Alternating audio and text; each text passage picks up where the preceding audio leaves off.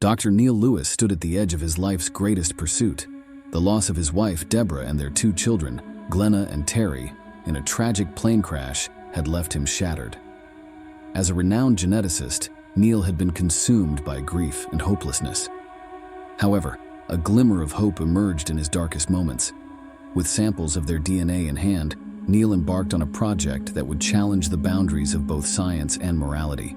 He would clone his family. In the sterile confines of his private laboratory, Neil toiled tirelessly. The cloning process demanded utmost precision and care. As the weeks passed, cells multiplied and developed into embryos. Neil observed them with a mix of wonder and trepidation. These were not mere scientific specimens. They were his cherished family, resurrected from the abyss. As the months flew by, the clones flourished within the confines of the accelerated growth chambers. Unbeknownst to Neil's colleagues, his secret project remained concealed from their prying eyes. Sarah and Tom, his trusted assistants, were led to believe that they were contributing to groundbreaking genetic research. While this wasn't entirely false, the true essence of their labor concealed a much darker purpose. Finally, the long-awaited day arrived when the clones reached their full term. Neil's hands quivered with a mix of anticipation and anxiety as he delicately extracted the infants from their chambers. These tiny beings were flawless replicas of his beloved wife and children, yet an unsettling aura surrounded them. Their vacant gaze held an eerie glimmer, sending a shiver down Neil's spine. However, he brushed aside his apprehensions, attributing them to his own jangled nerves. As the clones continued to develop, Neil began to notice more and more abnormalities in their behavior. Glenna and Terry, in particular, displayed strange tendencies that were starkly different from their original personalities, lacking the liveliness and happiness that once defined them. Deborah, too, exhibited a noticeable change, appearing distant and often lost in her own thoughts. Despite these unsettling transformations, Neil was determined to restore the joy that seemed to have vanished. However, it wasn't until one fateful night that the first real sign of trouble emerged. Neil was abruptly awakened by a loud crash, sending him rushing downstairs. There he discovered Terry standing amidst the shattered remains of a cherished family portrait. The boy's expression was devoid of any emotion, his eyes empty and lifeless. Trembling, Neil couldn't help but ask, "Terry, what happened?" Slowly, Terry turned towards Neil, his gaze piercing through him. In a hushed whisper, he uttered words that sent shivers down Neil's spine. "They are not us. We are not them." Neil's heart raced in his chest, fear gripping him tightly. "What do you mean?" he managed to utter, his voice trembling with uncertainty. However, Terry remained silent, retreating to the solitude of his room, enveloped in an unsettling stillness. As the days unfolded, a series of unsettling incidents unfolded. Glenna's drawings took a disturbing turn, depicting tormented figures trapped in an abyss of darkness, their anguished faces contorted in pain. Deborah started speaking in an eerie, robotic tone, reciting enigmatic phrases that held no meaning. The once welcoming atmosphere within the house became suffocating, burdened by an indescribable sense of foreboding. Neil's nights were plagued by haunting visions of his family, their piercing screams and terror-stricken expressions etched into his dreams. And then, one fateful night, he awoke to the sight of Deborah standing over him, her eyes reflecting an icy, otherworldly glow. "Why did you bring us back?" Her voice reverberated, as if echoing from a distant realm. Neil was frozen in terror. I missed you," he faltered. A sinister grin contorted her lips, distorting her once beautiful smile. "This is not our place. You have disrupted the natural order," she hissed. The next day, Neil sought solace in his laboratory, consumed by an insatiable thirst for answers.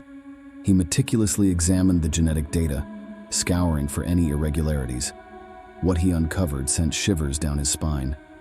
The DNA sequences displayed eerie signs of decay, subtle mutations that defied all logic. It was as if the very essence of his beloved ones had been tainted during the cloning process. Gripped by fear, Neil confided in Sarah and Tom, bearing the true nature of their work. Shocked and appalled, they pledged their assistance in finding a remedy. The trio of scientists toiled tirelessly, plunging into the depths of forbidden genetic manipulation, their minds consumed by a sense of urgency. In the depths of the lab, amidst the meticulous analysis of data, an eerie event unfolded. The lab's lights flickered, casting an unsettling glow across the room. A chilling gust of wind swept through the air, perplexing the researchers as there were no windows to invite such a phenomenon. Suddenly, Sarah's voice pierced the silence, her scream echoing through the chamber. Trembling, she pointed towards the observation area. To their horror, the clones stood there, their eyes emitting an otherworldly radiance. Glenna's clone spoke, her voice hauntingly hollow, revealing the consequences of their actions. Terry's clone stepped forward, his presence exuding an aura of darkness. They were the embodiment of the deceased, cursed to wander the earth. Desperation consumed Neil's thoughts as he realized the gravity of his mistake. In his pursuit to revive his family, he had inadvertently created a monstrous entity. The only path to redemption was to destroy the clones and release their tormented souls. However, the clones were not willing to surrender easily. As Neil and his assistants prepared to administer a fatal injection, darkness engulfed the lab, shrouding everything in obscurity. The clones moved with an unnatural swiftness, their movements disjointed and unsettling. Sarah was the first to succumb, her scream abruptly silenced by the precise and inhuman actions of Glenna's clone. Tom made a desperate attempt to escape, but Terry's identical copy intercepted him, his tiny hands clenching with an iron grip. Neil stood frozen in terror as his coworker was forcefully dragged away, his pleas for mercy resonating through the laboratory. In a last-ditch effort, Neil activated the emergency lockdown, causing the massive doors to slam shut, sealing him inside with the monstrous creations he had brought into existence. Determined to protect himself, he seized a syringe filled with a lethal concoction and bravely confronted the clones. "You don't belong here," he stammered, his voice trembling with fear. "I'm sorry." Deborah's clone stepped forward, her expression a mix of sorrow and fury. "Neither do you, Neil. You've condemned us to a world of suffering." Without hesitation, Neil thrust the syringe into Deborah's clone, causing her to gasp and convulse as the chemicals took hold. The other clones let out piercing screams that seemed to pierce Neil's very soul. Acting swiftly, he administered the injections to Glenna and Terry's clones as they writhed in excruciating agony. As the deafening silence enveloped the room, Neil crumbled to the ground, tears cascading down his cheeks. His family was no more, truly lost forever. He had dared to play the role of a deity, and now he was facing the consequences. The laboratory, once a hub of groundbreaking discoveries, had transformed into a mausoleum of his own making. In the ensuing weeks, Neil made the decision to shut down his lab and vanish from the scientific world. Whispers of his downfall circulated, yet the full extent of his macabre experiments remained shrouded in secrecy.